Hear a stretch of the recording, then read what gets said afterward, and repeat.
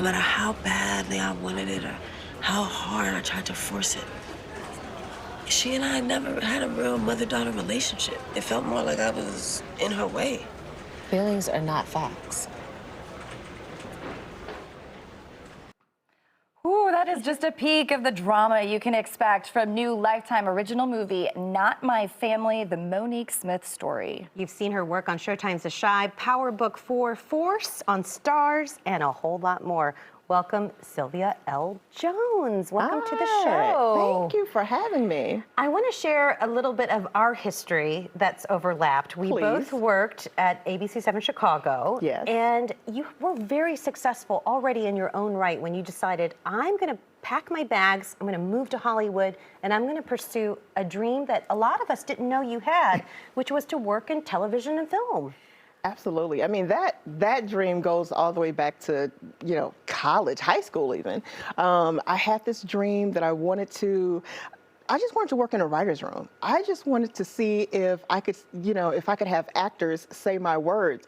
But I was, little girl from South Side of Chicago. I don't know anybody in Hollywood. I don't, that just seemed like pie in the sky. It didn't seem like anything that was attainable for me. But, it's funny how life works. I had a very successful journalism career, not only at ABC7, but I have to represent the house that I'm in. I worked at WGN as special projects producer for 5 years. Had a great career, but I came to a point that, I think a lot of us kind of midlife women come to where we start asking, is this all there is? No matter how great your life is, you start asking, is there anything more? If, is there a way to reinvent? Is there a way to pivot? And I went back to that college dream of wanting to work in a writer's room, wanting to see if I could make it in Hollywood. And it felt, a little silly, but I thought, what do I have to lose? I mean, why not give it a try? And so I struck out on my own, and so far it's working out. I'd say it's working out for you, yeah. So a lot of people that you hear about making this transition, you hear about the break. What was for you the big break that you're like, I can do this? I don't know that there was. Well, you know what? There was. I had moved out to LA and started off with school. That was kind of my test. I'm an academic at heart. I applied for a program at UCLA. I kind of told myself, okay, if I get accepted, didn't tell anybody that I was applying. If I get accepted, I'm going to quit my job, I'm going to pack up, I'm going to move to LA, and I'm going to, try to make it work. If I don't get accepted, I'm going to tell myself this is a sign from the universe, and maybe keep your day job. I got out there and, started working. I'm just in school. And then I'm trying to figure out, how do I get a job? And people were like, well, just break in. That's the hardest part. And I'm like, okay, so where's my crowbar? Like, how do I just break in? And I went through all of the motions to try to get entry-level jobs, finally got a production assistant job. And that led me to an opportunity on this brand new show that no one had ever heard of called The Chi. It was just coming on, and I, with great timing, I'm talking to the person who's going to be the co-showrunner, the lead writer for it, and I'm telling him, I'm born and raised in Chicago, South Side, I've worked in Chicago for the last umpteen years or whatever. I'm Chicago. I'm Chicago through and through. You don't get any more Chicago than me. And he's just like, I'm working on the next show I'm working on is called The Chi. And I didn't know anything about this at the time. Mind you, we're working on Criminal Minds Beyond Borders. That was the show that we were working on. Wow. No, nothing like The Chi. And so he's like, we need somebody with Chicago knowledge. And I'm like, oh my God, this is me. I've got it. So I got a job as the writer's assistant. Then when they got ready to shoot and film in Chicago, they invited me to come along. I'm like, oh my God, I've died and gone to heaven. When I got on set and I started, working as the writer on set, and I'm kind of calling shots and so forth. And I'm like, oh my God, this happened in such a short period of time. I think within like a year and a half, I was doing this, and I was expecting it to take a decade or so. And that's when I was like, oh wow, all I wanted to do was get in a writer's room. I've got to dream bigger. I've got to expand the dream now because this came too quickly.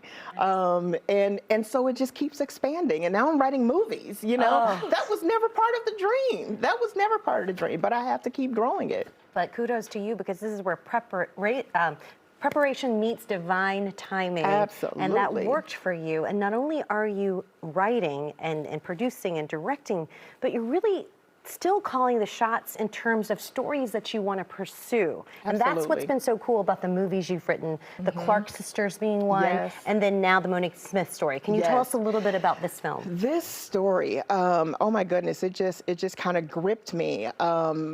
It is about a woman who I said, people are like, who's Monique Smith? And I'm like, she is an ordinary woman with an extraordinary story. She lived through a really, really heartbreaking childhood, always felt like something was wrong, something was a little off, didn't quite know what it was, became an adult to find out that this family that had abused her was not her family at all. She had been abducted. And then she goes on this journey to find out her true identity, find her real family, and all of that.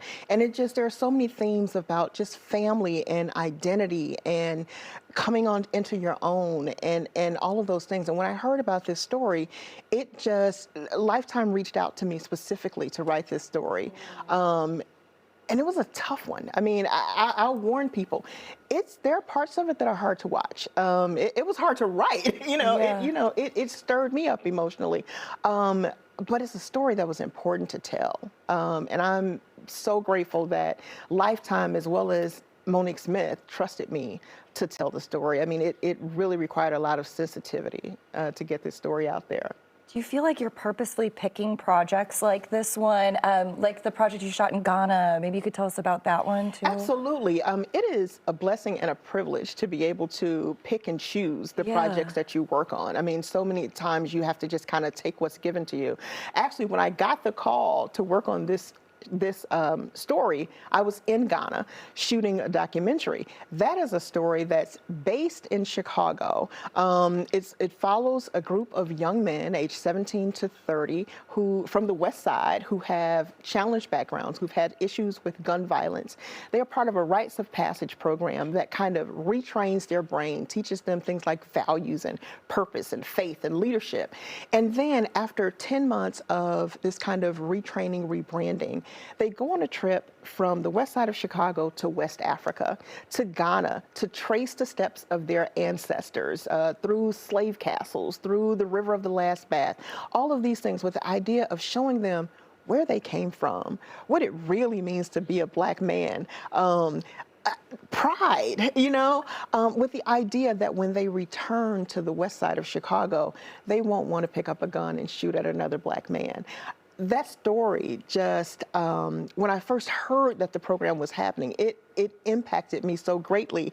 And people always ask me, do you miss being a journalist? And I'm like, I miss having the global resources of a TV station that I can just say, hey, we need to do this story, and we go and we do it and we don't think about it. But this was an independent project that I was like, I don't have those global resources, but this is a story that I have to tell. And so I got a crew together and followed them, and we are now still raising funds to finish it, but it is a story that I so believe in with every fiber of my being. It's a story that has to be out there. We need to see a different narrative for the type of men that we see on our news every evening. And then, of course, add director to your credits because you directed that one. Yes, I'm excited about it. So incredible. And Sylvia, before we let you go, we could talk to you for an hour, I feel like, but unfortunately. You know I can talk to you for an hour. Yes. The wonderful thing is that you've done so much without knowing anybody in Hollywood, but you're willing to share that wealth of knowledge and information. Absolutely. I started, this is my 4th year. I do the Sounds Like Joy Writers Retreat and Workshop. This year it'll be September 18th and 19th, and it'll be split between Prairie State College, which is a wonderful sponsor of mine, and Cinespace.